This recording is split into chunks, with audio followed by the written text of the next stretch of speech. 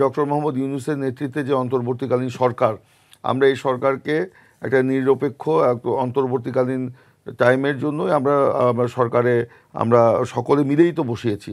এটা আমাদের সরকার, আমরা তো বিব্রত করতে চাই না। কিন্তু এই সরকারকে বিব্রত এবং বিতর্কিত করার জন্য কিছু যে কাজগুলো হচ্ছে সেটা তো আমরা দেখতে পাচ্ছি। একটা নবগঠিত রাজনৈতিক দল তারা বিভিন্ন রকম সরকারকে এখানে মানে মিসগাইড করার জন্য বা সরকারের উপর প্রভাব সৃষ্টি করার জন্য করছে। এমনকি জামাত তারাও তো মিসগাইড করার জন্য চেষ্টা করেছে অনেক।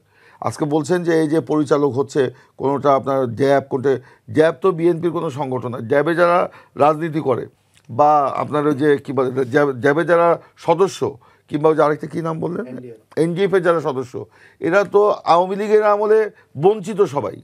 তারা সবাই সরকারি চাকরি করে, সবাই না, অধিকাংশ সরকারি চাকরি করে। তো তারা তো বঞ্চিত হয়ে তারা ওখানে গেছে। তো এইটার দায় তো বিএনপি নেবে না। এটাকে যদি বলেন যে বিএনপি যে বলছে এরকম, বিএনপি, হ্যাঁ আমি তো বলেছি বিএনপির প্রত্যেকটা সেক্টরে দেখার জন্য আলাদা আলাদা দায়িত্বপ্রাপ্ত লোক আছে। তারা কি করছে তাদের বিএনপির বক্তব্য, এটা প্রধান উপদেষ্টাকেও জানিয়ে দেওয়া হয়েছে যে বিএনপির বক্তব্য আমরা এদের মাধ্যমে আমরা প্রশাসনকে জানাবো।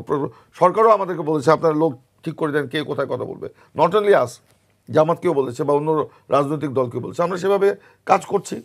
এখন বলেছেন যে এই যে সড়ক উদ্বোধন বা বিষয়, যেমন একটা বিগত 15 বছর আওয়ামী লীগ যেখানে বিএনপি বেশি ভোট পেত কিংবা অন্য একটা রাস্তার কাজও করেনি। আমি গত পরশু দিন আমার একটা এলাকায় গিয়েছিলাম, আমি বলি আমাদের ধোবাউড়া উপজেলার পুরাকান্দুলে ইউনিয়নের বহরভিটা বলে একটা জায়গা আছে, দুর্গম এলাকা।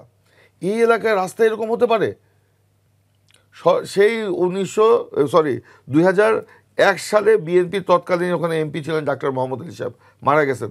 উনি ওখানে একটা মাটির রাস্তা করে দিয়েছিলেন, এরপরে এক টুকরা মাটি পড়েনি সেখানে। মানে দুর্গম এলাকাতে তো রাস্তাঘাট অতটা উন্নয়ন হবার কথা না। কেন হবে না? দুর্গম এলাকাতে তো বেশি হবে।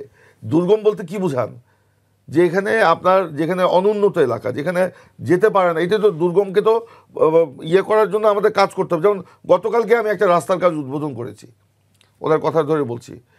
এটা ধরেন আমি এটা বলছিলাম যে আমি ছোট একটা রাস্তা 1200 মিটারের বা 800 মিটারের একটা রাস্তা হেরিনবন উদ্বোধন না। ধরেন আমি যেটা বলছিলাম যে বিগত 15 বছর বঞ্চিত রাখা হয়েছিল, এক টুকরা মাটি পড়ে নেই। আমরা এখন প্রশাসনের সাথে আলোচনা করে, আমরা না শুধু এনসিপিও, আপনার জামাতও, তাদেরকেও দেওয়া হয়েছে তাদের সুপারিশের ভিত্তিতে, আমাদের সুপারিশের ভিত্তিতেও দেওয়া হয়েছে রাস্তা। কেন? এই বঞ্চিত এলাকাগুলি যাতে বঞ্চিত না থাকে। কারণ ইউনিয়ন পরিষদের চেয়ারম্যানের তো পালাতক, তারা তো নাই।